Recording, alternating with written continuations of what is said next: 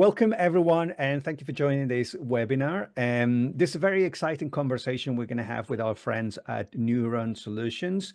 It's a fantastic week to have this discussion because last week, two giants of the SaaS world, two software giants have announced that they're going really heavy on AI agents. And today our friends are going to help us demystify AI, talk about what those superpowers are, and what are the building blocks of an effective and efficient AI strategy. So Levente, David, do you guys want to introduce yourselves? Absolutely, with pleasure. Thank you for having the time to chat with us.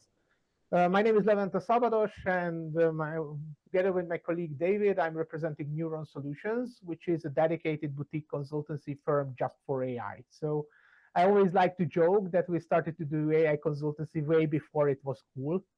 So a couple of years, specifically 7 years ago, we founded this company to deliver some practical value to customers with AI. And we basically grew along this journey to provide not just specific delivery solutions and execute some projects, but to help people a little bit reflect on the strategic implications and do some teaching and consultancy to have the organizational change aspects. Me personally, I'm a tech guy.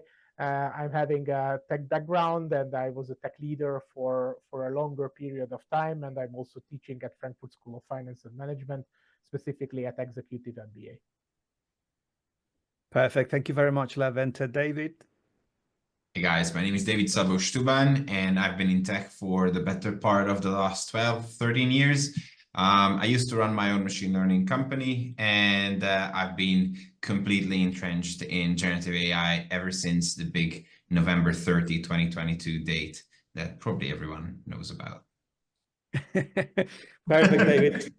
Well, one thing that I believe is really cool about you guys is that combination of the technical element and the business elements. At the end of the day, AI is a piece of technology, but it's a very different, it's a very unique type of technology. And this is what we want to talk about today. So we want to pick your brains a little bit and maybe share some of that experience that you've acquired in the field.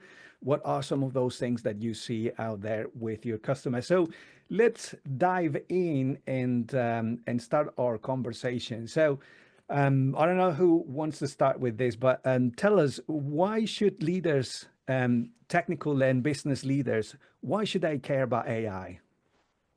I have a kind of funny personal test that I do every year, because there is every year a yearly executive MBA session with the newer and newer intakes of business leaders about digital transformation. And when 7 years ago, I asked the question of who has an AI project, there were like two hands, like very shyly raising up. Maybe if I remember correctly, in my company, there is something. And then like fast forward 2-3 years, there was a bigger chunk of people. Again, 2 years or so, there was a kind of pretty much majority of people that raised their hands that their company is experimenting with AI. The interesting thing is that what does this mean practically? If someone is telling you that there is an AI project in the company, this most possibly 7-8 years ago, that meant some very experimental, very research-focused thing, that they dedicated resources to basically research things and possibilities of models.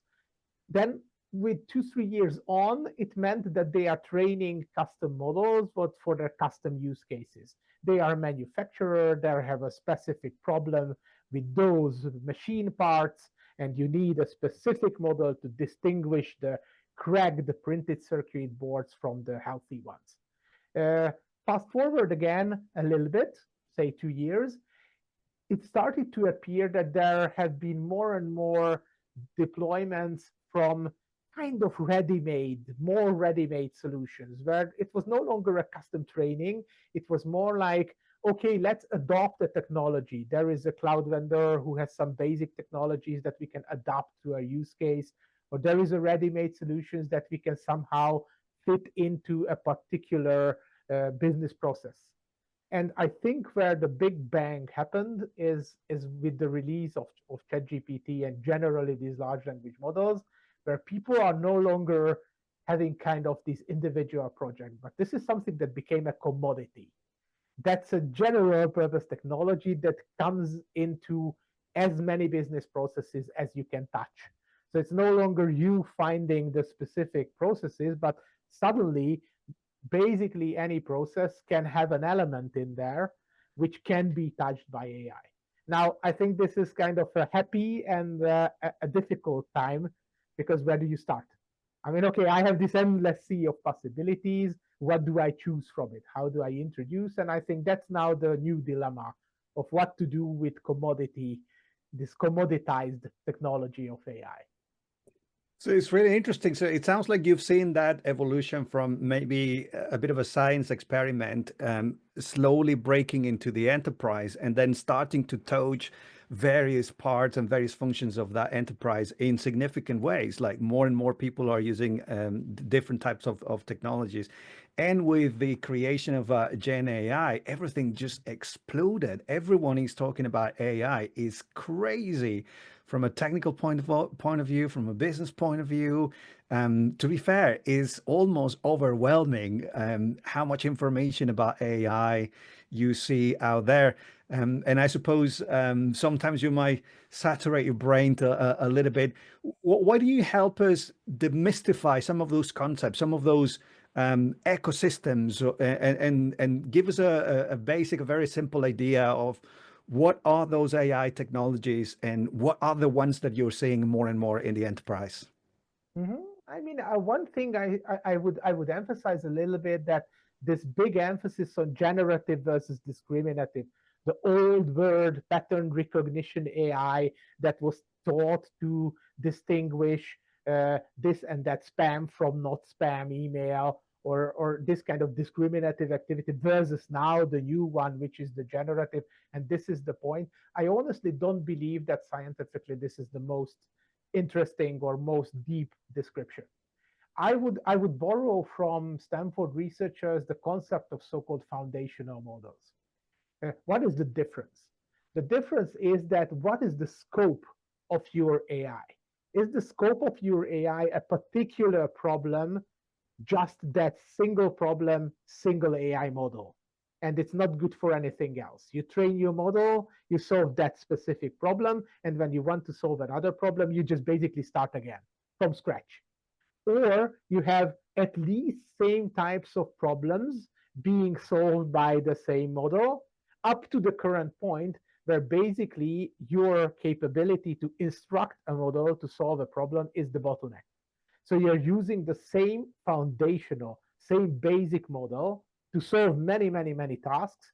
And it's basically dependent a little bit of your expertise of how to instruct the model. But it's no longer about data scientists deeply going in there and retraining the model to solve a task of spam email classification to your customer service versus another task of detecting whether there is a customer complaint in that letter. These are no longer tasks that you need a data scientist for.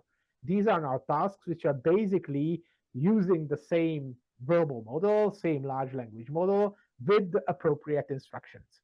And that's a change. So I think focusing on foundational models, general purpose models, is the better focus. Mm-hmm, mm-hmm. So AI has been around for a long time, and I suppose there are different types of solutions that work best or better in different scenarios and for different type of use cases and solutions. But the big noise, at least in the last 12, 24 months, has been around generative AI, and that's kind of like the clarification that you're making, right?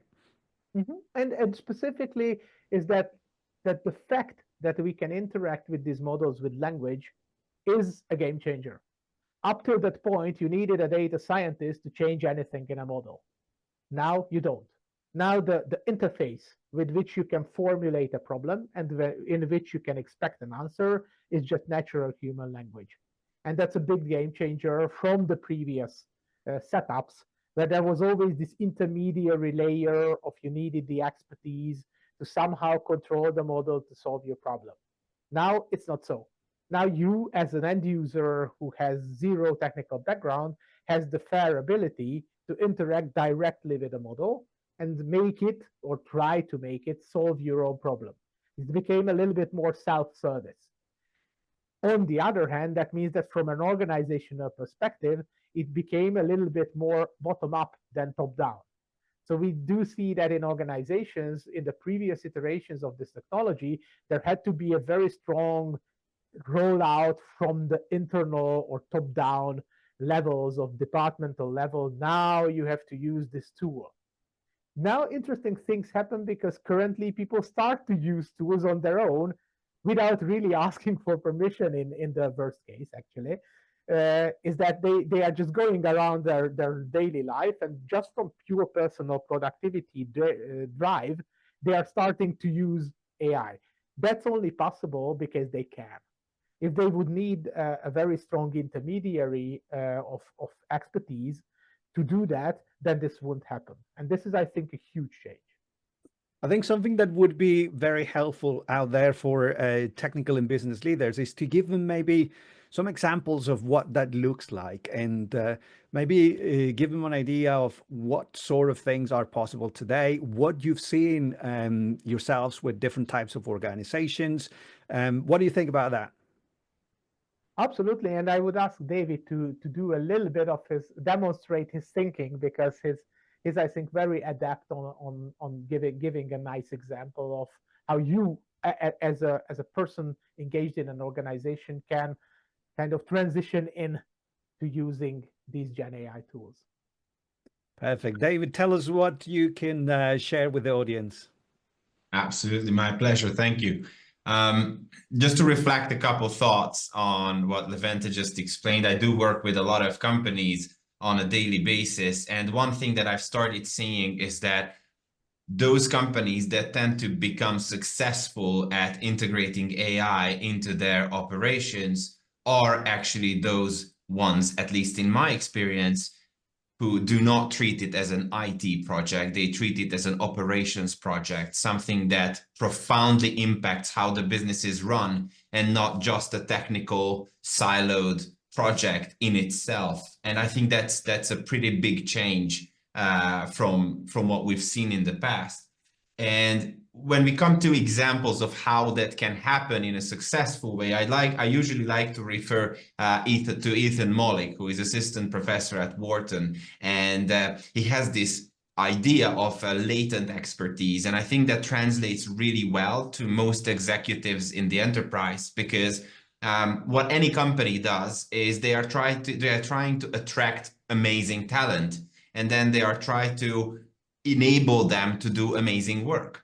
And obviously, when great people leave a company, that usually signals the demise of such company. So what makes people incredibly valuable to the enterprise is their expertise and their ability to apply that expertise in the company. But the problem is that the expertise that I've created for myself over the last 13 years, it's not really transferable, is it? Even if I start coaching and mentoring my team inside the company, the great insights, I can only apply those to an expert level. And what I like about Ethan Mollick's latent expertise is it claims that most of these large language models, most of the AI solutions that are available today already contain the expertise I have, but it's latent. They need me to kind of extract that out of the model. So that means that, for example, ChatGPT is capable of generating the same kind of valuable output than I can with my 13 years of expertise, but only if I'm able to guide the model to the treasure, so to speak, which means that large language models can unlock latent expertise in the enterprise. And I think one of the best examples, it's a very visual example, is the company Glowforge. Dan Shapiro, who is the CEO of Glowforge, is famous for his ability to build great culture in any of his companies. And when asked, Dan said that one of the most crucial things is that he's able to create incredibly well-crafted job descriptions when hiring, right? That's the first thing that a new applicant might see. So it really does have a big impact on whether or not you're attracting the right kind of people. So Dan has been writing these for years and decades. So obviously he's a master at this, but he has always struggled with translating that into some kind of training material so his colleagues can do it. And what I'm going to show you is, if I can share my screen, is that after a bit of trial and error, then ended up translating his expertise of crafting amazing job descriptions into an incredibly detailed prompt that he can then send to GPT-4o, and it generates incredible job descriptions according to his standards. So instead of talking about this, I'm going to show it to you. So I just have ChatGPT open in here, and I must ask you if you can see my screen or... Yes, yeah. Okay, so I'm on ChatGPT right now, and I'm just copy pasting the prompt, right? I'm on GPT-4o, and it says that after that I need to put the job description. So I'm just gonna go to LinkedIn, and I'm just gonna find a random job description, right? So let's see. Here's a job description of a random company. I like that one. I want that job. Okay, so I'm just pasting it in here. And what you're going to see is GPT-4o just takes this and it immediately generates. I'm not saying it's identical to what Dan Shapiro would generate, but it's pretty close.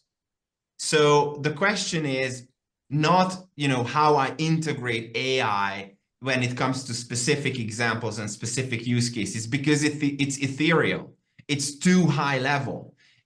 You already have, as a company, as an enterprise, you already have incredible talent who already have incredible expertise. And what we want to create is what I like to call the commoditization of skills, because the transfer cost of enabling the other person to be as good at something as I am is now virtually zero if you apply it the correct way.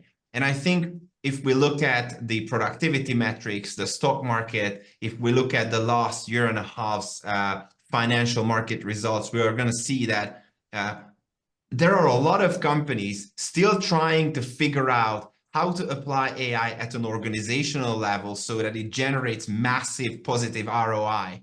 But when we zoom into the individual level, people are seeing incredible, amazing results, doubling, tripling, 10xing their productivity.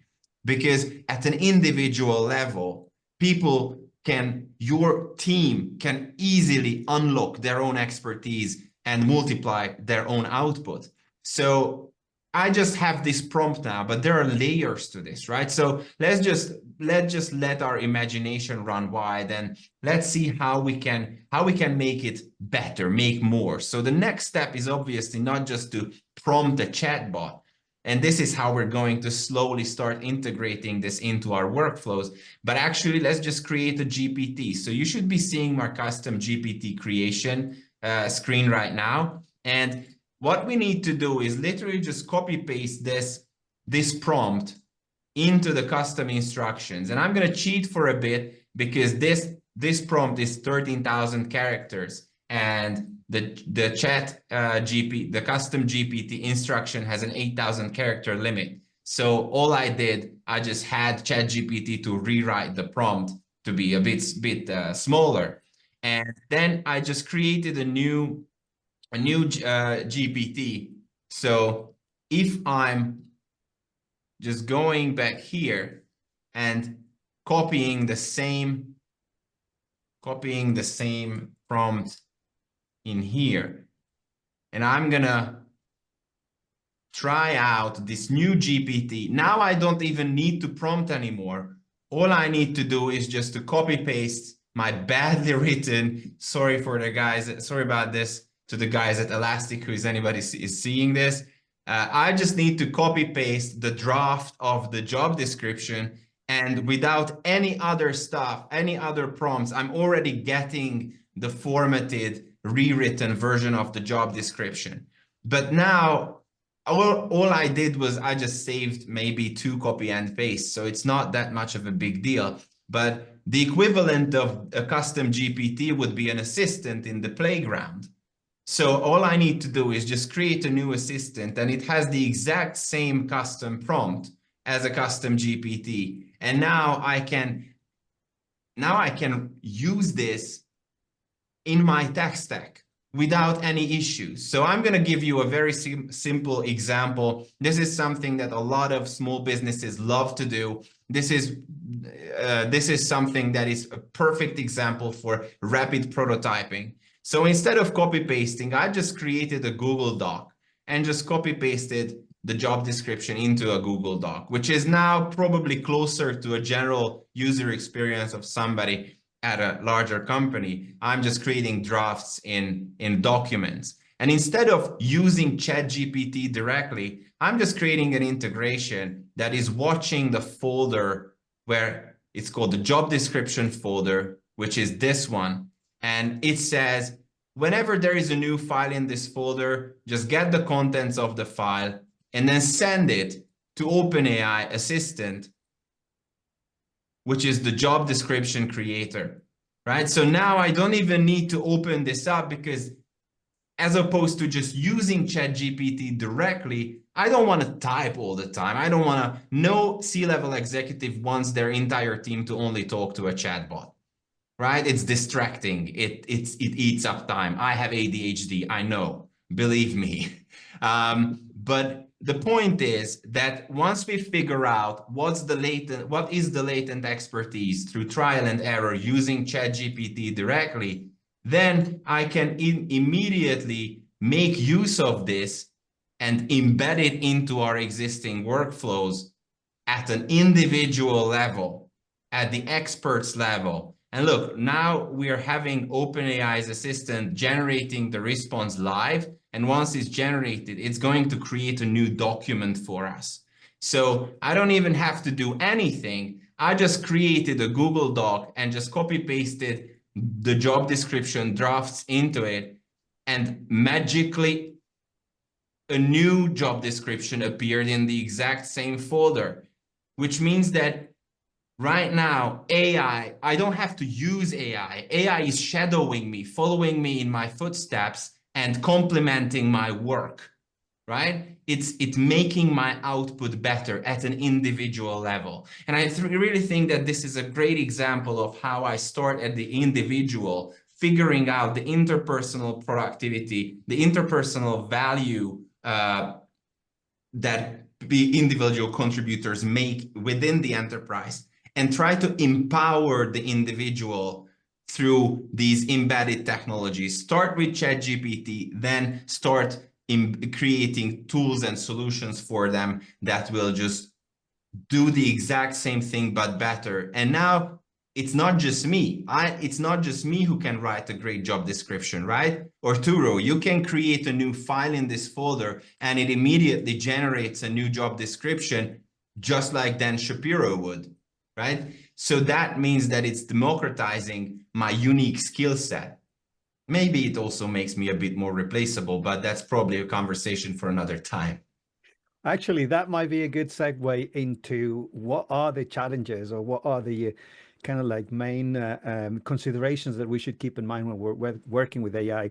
I really like a few points that you make here, David. AI is not IT. I think that's very clear. It has been for some time. And we were saying at the beginning, it's a different type of technology. So it's important that if you're a technology leader, if you're a business leader, you have to be very clear about what the implications of this technology are for you, and what are the kind of things that you can get out of this technology. I think pretty much everyone has been using ChatGPT by now. So everyone is fairly familiar with the prompts and some of the things that ChatGPT, all the likes, can do for you. And the productivity gain is real.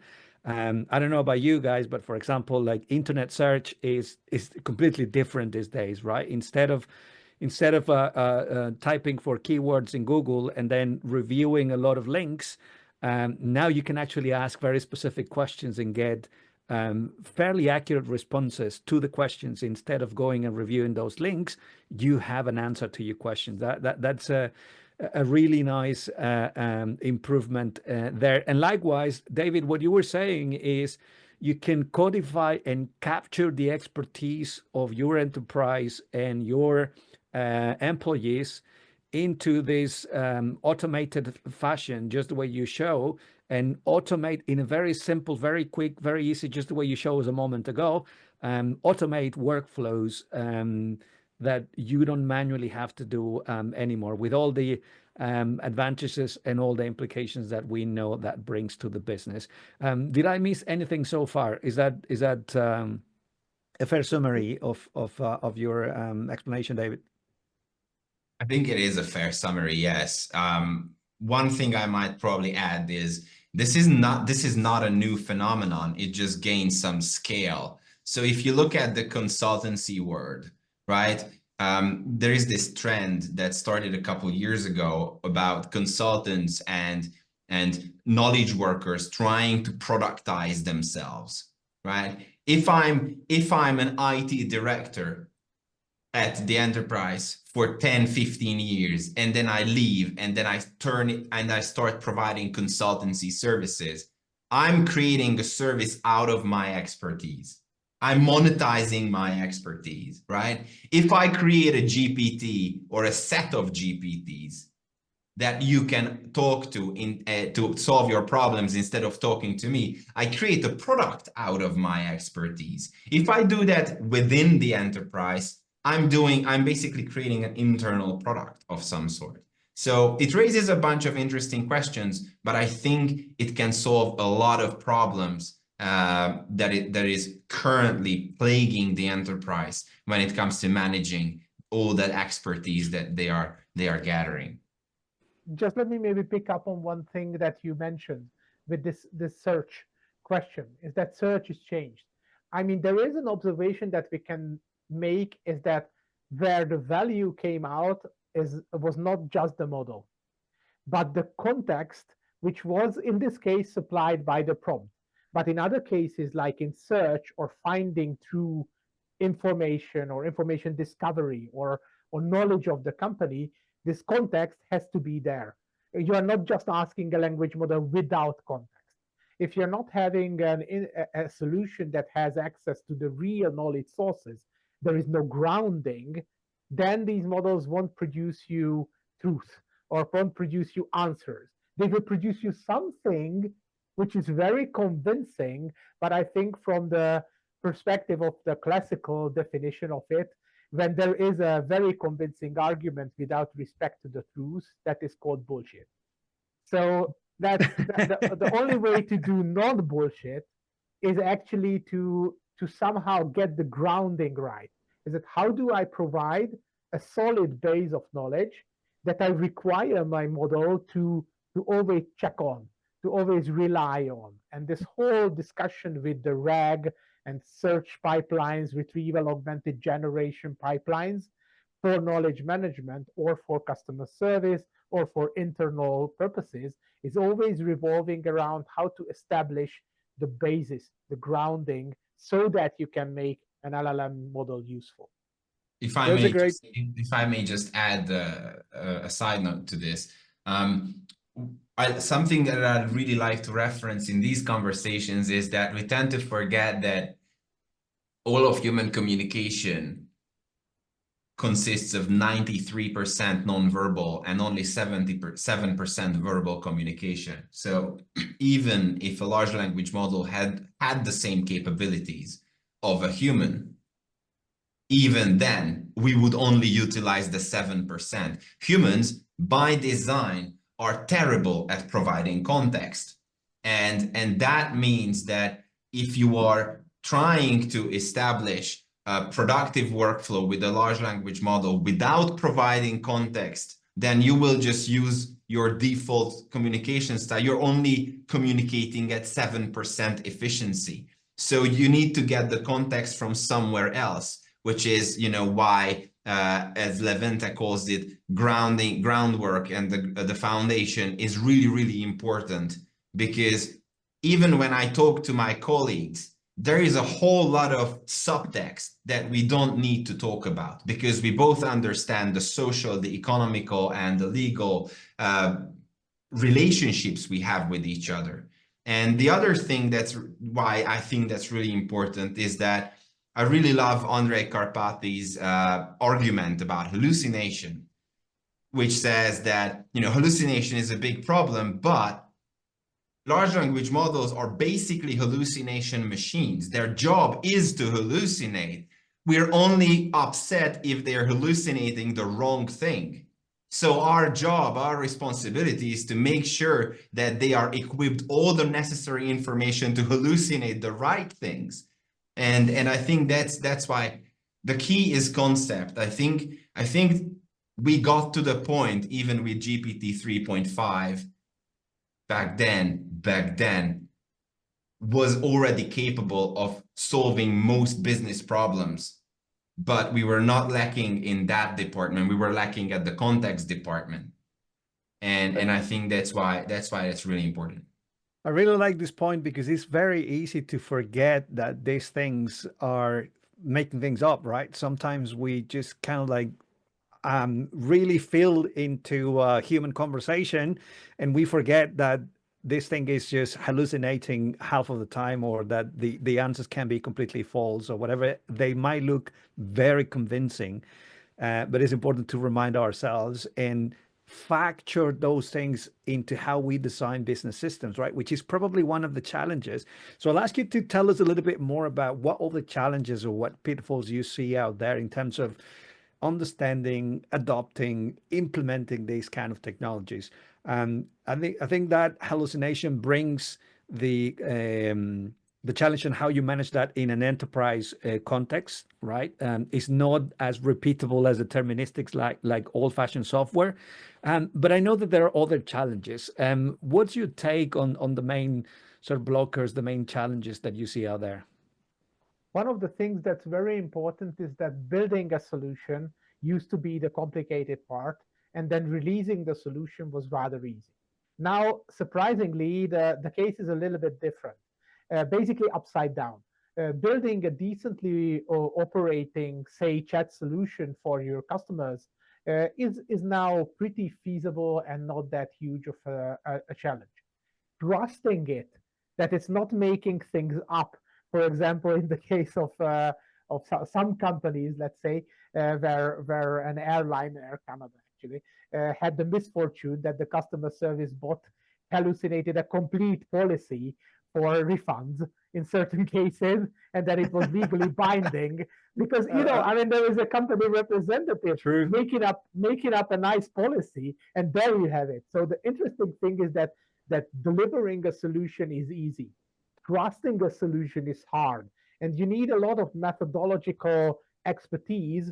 That's like how you trust your AI, actually how you do an audit procedure that you ensure that under boundary conditions the behavior is sticking to what you define to.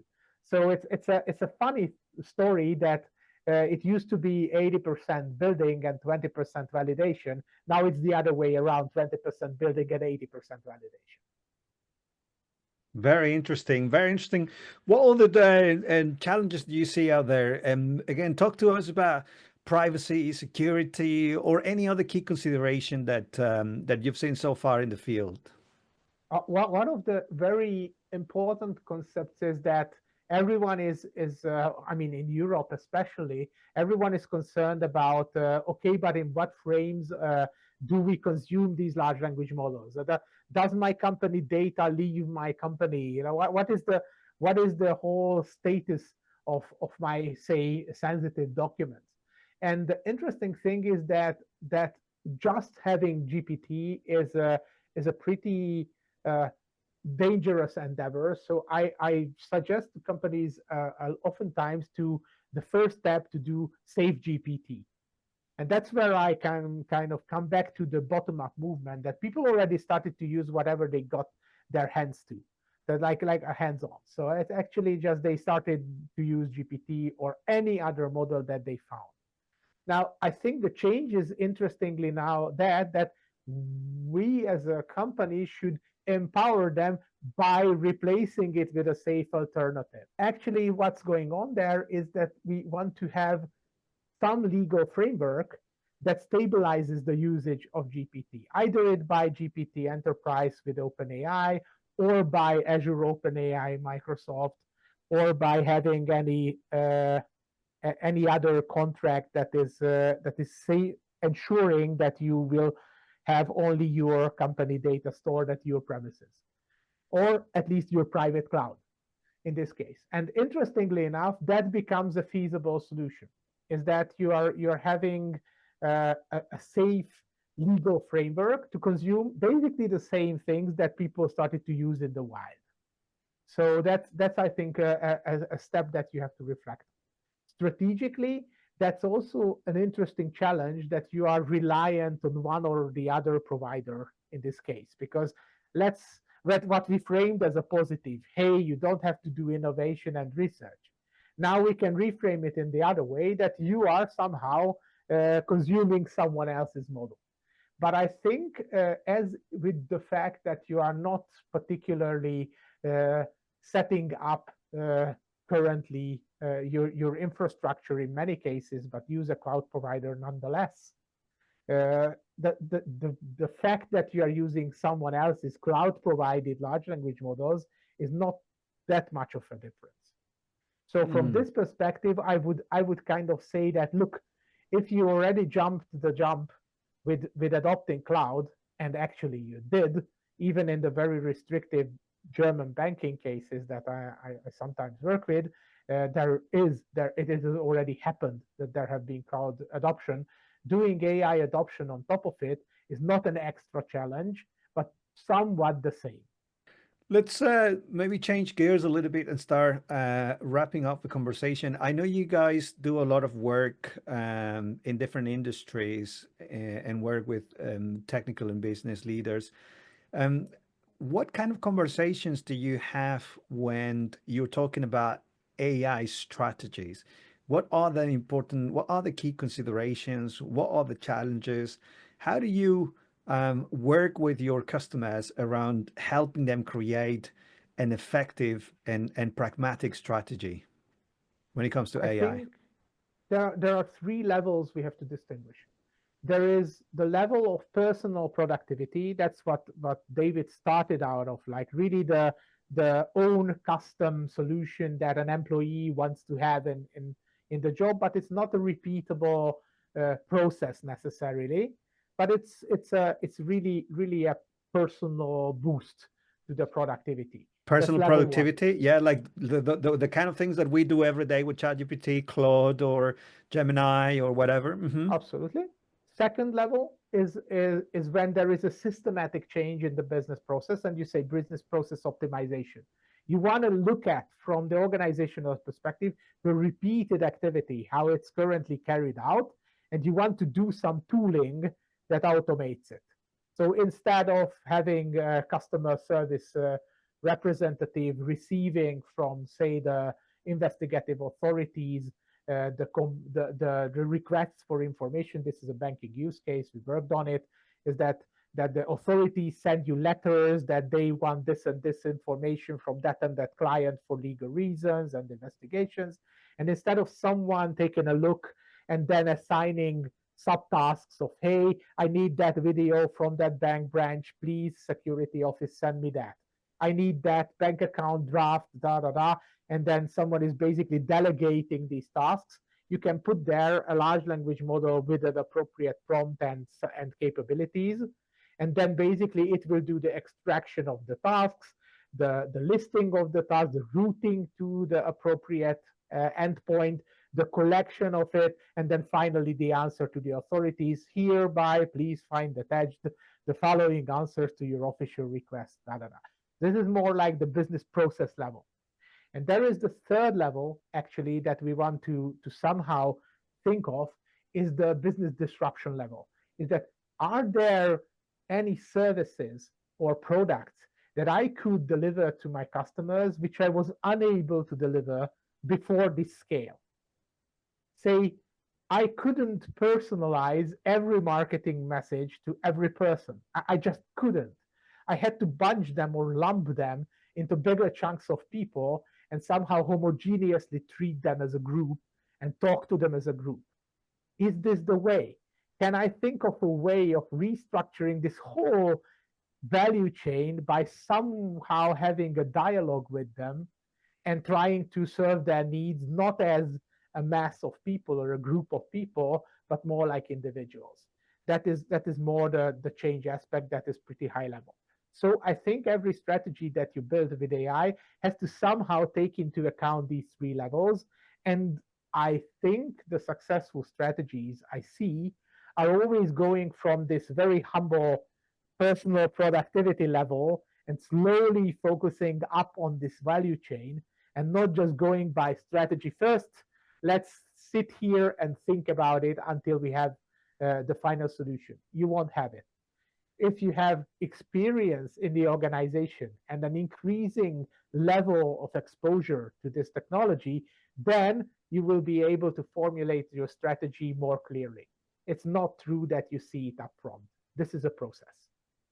That makes sense, especially in the face of this massive explosion of GPT. I think it makes sense to start there because that's what everyone wants to do at the moment, both the individual and the organization. And then you mentioned the process level, right? That was a nice example on some level of automation there.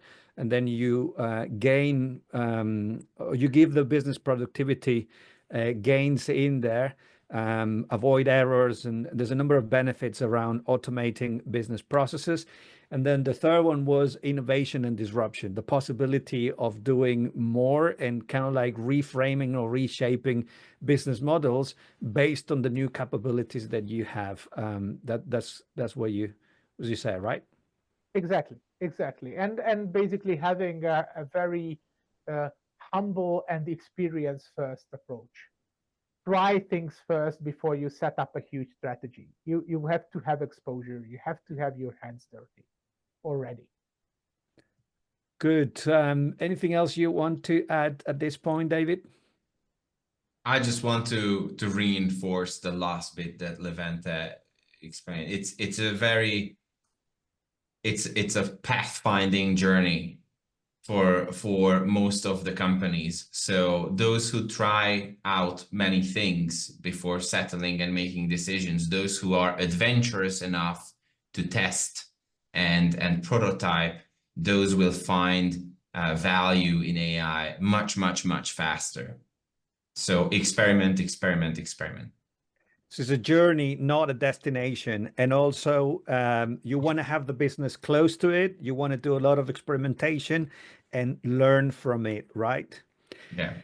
Perfect. What would be your kind of like top three messages, the top three takeaways from this conversation? What would you recommend to business and technology leaders out there when it comes to utilizing AI effectively and baking that into their business strategy or creating their own AI strategy? Whatever the case, how should we approach AI and how should we create business strategies? I mean, first point is that please understand that this is something that is there. That is not something that you have to wait for, that there are X hurdles and it will come in a year. No, it doesn't. It already came. That's there. Please accept it. The other is that empower people to have tools and capabilities to experiment. And whenever you have this experimentation, then synthesize, then build on it, then formalize into processes. And in this formalization, you either learn a lot yourself, or you can actually ask for a little bit of cooperation from others who already learned about this. So I think that's there is no problem in asking for some extra insight and extra information in these cases. That's a really good point. And I think that iteration sometimes is really difficult, right? In the middle of all this noise, it's difficult for sometimes for leaders to find the right spot, the right use case, and then have that consistent experimentation approach. The business will always ask you to be predictable, be repeatable, be deterministic, and that's not exactly how it works with AI. But the productivity gain there is real, is there. I think we've all experienced that at an individual level, again, with the likes of ChatGPT and Claude and Gemini and all of those. And we've also seen, at least from the distance, the automation power that this kind of technology can bring to the enterprise, just the way you showed us a moment ago, David. I think that was an interesting example that maybe gives a little bit of a flavor. I know that there's a lot more that can be done, maybe much more representative of the business activities, but it is a good example of those capabilities. Would it be fair to say that the three takeaways from our conversation is, on one hand, is leaders cannot ignore AI. You have to have a specific and a strong opinion about how it's changing your industry, how it's changing your business function, how and when you're going to invest on AI. I suppose the answer is yes today, but that's the first takeaway. The second one is, there's a lot of noise, and cutting through that noise out there is really hard. It's really difficult. Understanding the various technologies, the various platforms, the various solutions. There are dozens and dozens of solutions just for image creation, just for GPT, general purpose, and vertical use cases. So it's difficult. It's a good idea to get some help. Go to the experts, go to stakeholders that you trust, and get some scientific and business advice, and then craft that in the line that is important for your business. So that would be the second point. And the third takeaway would be, there is low-hanging fruit, these productivity use cases that you guys mentioned at the individual level. And then there is more sort of business-oriented, enterprise-oriented use cases where automation or the capability to predict things is changing the nature of businesses. So those are kind of like the key takeaways that I capture. Is there anything else I'm missing? No, I think it's a very fair summary, and I think that's a nice way to put it, is that there was always this promise that AI is coming, and I always remember that everyone was saying like, okay, but when? And now we can finally say that it's already came, so it's here, and that's an interesting time to live in. Yeah, no, 100%. David, anything else from you? No, I think we have made pretty good arguments and pretty good discussion about this topic today, and I really like where we got to. I do think that most of the executives in the enterprise have been thinking about, what the hell should I do with this thing, right? There is pressure from outside, there is pressure from the boards, there's pressure coming from everywhere, and I think I'm pretty happy with just a bit of those thought nuggets that we actually gave those executives today that may help them just move the needle a bit towards exploration. Perfect. Well, hopefully that conversation was helpful for everyone listening. I know we cover a lot. It's really difficult to talk about the wide spectrum of technologies and all the things that are happening in AI at the moment. But like we all said, the productivity gain is very real, both at an individual level and at an organizational level. And we also mentioned briefly the move from Salesforce and HubSpot, the two big giants of SaaS software. They're investing very, very heavily on AI agents. So this is, I suppose, David, we can say automation at the grand scale, right? That kind of like level of multiple agents that you mentioned, multiple GPTs that you describe, is where they are putting their bets at the moment. So it is complex, it's relevant, a lot of things are happening, but it's real. And that's why we argue that business have to have an opinion and have to have a plan on how, why, and where. they're going to invest regarding AI. Well, thank you very much for the time, and until next one, that's it for now.